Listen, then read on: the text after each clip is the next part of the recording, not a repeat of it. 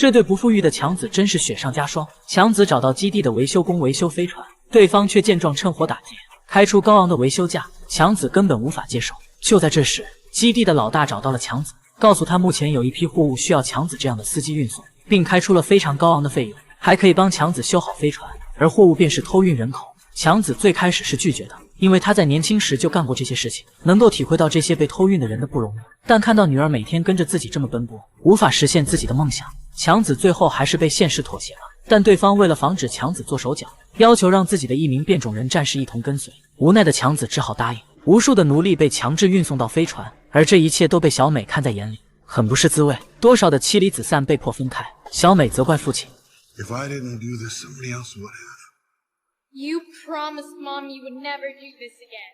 但怎奈强子也是生活所迫，很快飞船在暴雨中飞向了太空，基地老板也